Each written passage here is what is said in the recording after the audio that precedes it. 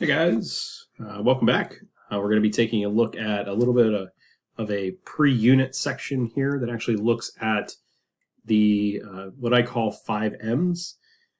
This includes methods, which are really the scientific methods that we use to gather data, to observe, to experiment, and to also conclude and share outcomes. We also will look at measurements. These are used to gather data and characteristics such as weight and mass, density, length, temperature, pressure, whatever that might be. Then we'll also break off into a second part. There's going to be a few different videos here. So the first video that you're watching right now, they're going to cover methods and measurements. The second part is going to be maps and models. And then finally, the third part in and of itself is just going to look at matter. For the maps and models section, we use maps and models to kind of organize the data that we collect through methods and measurements. And then finally, matter is really just kind of understanding the makeup of the world around us. And we'll kind of talk a little bit more in depth about that.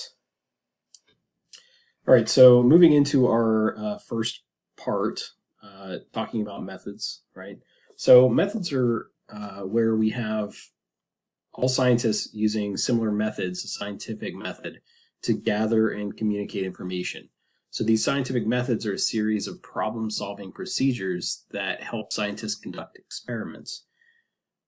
And there's kind of a process that we have to go through in order to successfully observe and conclude some data or a theory or a hypothesis, right? So the first step would be to collect some information and make some observations and then begin to ask questions like, well, why is this or how is that? From that information then, after we've kind of collected enough data to try and understand what might be occurring, we can form a hypothesis, which is basically just a good guess.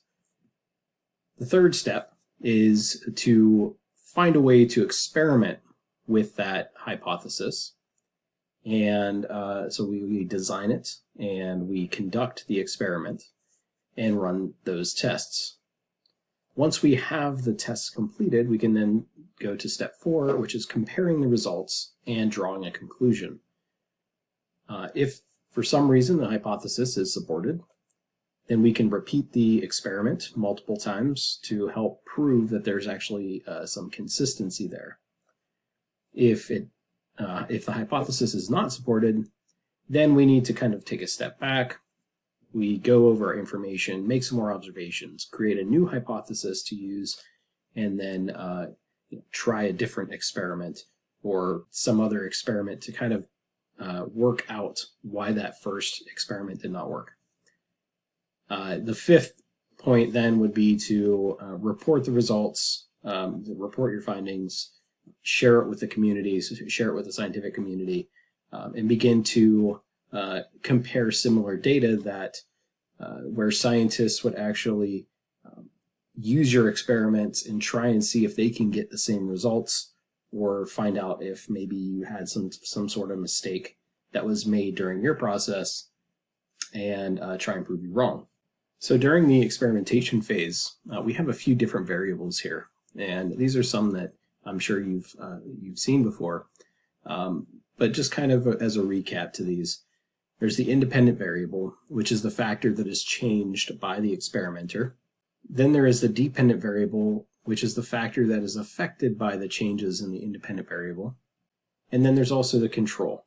Now the control is used in an experiment to show the results of an experiment or a result of the condition being tested, right? So this is the stuff that is unchanged, and this would give you something to compare your final results to in the actual experiment. So measurements are actually a fundamental part to understanding our world and our universe, and they allow us to provide accurate information during our experiments, for whatever reason, right, gathering data.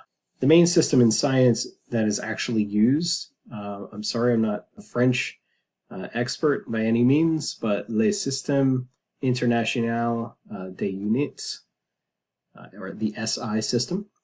This is a modern version of the metric system. So SI is based on a decimal system that uses the number 10 as the base unit. So every prefix that they place in front of that specific unit, you can increase that by tens or decrease that by tens, right? So 10, 100, 1000, etc. The base units that you're going to find in the SI system is the meter, the liter, the gram, the newton, and we also have some other ones here which I'll go through. But meter is measuring length, liter is for measuring volume, grams is measuring mass, newtons are for measuring weight, grams per centimeter cubed is meant for measuring density, and Kelvin, which is used for measuring temperature. Please keep in mind that the Kelvin system here, the Kelvin unit, is actually uses the same calculations as we use for Celsius, except for there is a difference, and that difference is that the Kelvin system begins at absolute zero, which is negative 273 degrees Celsius. So in order to go from 0 degrees Celsius and try and figure out what that is in Kelvin, you would just have to take your Celsius, which would be 0, and add 273. We're going to be doing some more work with some conversions between Kelvin, Celsius, and Fahrenheit here briefly. All right, so the last thing I wanted to take a look at for this measurement section here is what scientific notation is. And this is something that we're actually going to run into mostly later on in class when we get into the astronomy section and we start looking at very large numbers. So when we're dealing with extremely large numbers, right, scientists kind of got tired of writing out so many numbers, so they created a shorthand. And this shorthand it expresses a value between 1 and 10. And we take that number and we multiply it by a certain power of 10. So the power of 10 is the number of places a decimal point must be shifted so that only a single digit remains to the left of the decimal point. Right? So here we actually have a number, an example of 4 sextillion. So that's a lot of zeros. If you count them up, 3, 6, 9, 12, 15, 18, 21. And we have 21 zeros. And this is actually the estimated number of grains of sand that are on planet Earth. So if we actually look at this in scientific notation, right, scientific notation for this is 4 times 10 to the 21. So we take 4, which is a number between 1 and 10. All right. So 4 is between 1 and 10. So our decimal point is right after that. So it's going to be 4 times 10 to the 21, and 21 is the number of zeros that we have. So it's a nice simple way of writing out a very large number, and it can save quite a bit of time.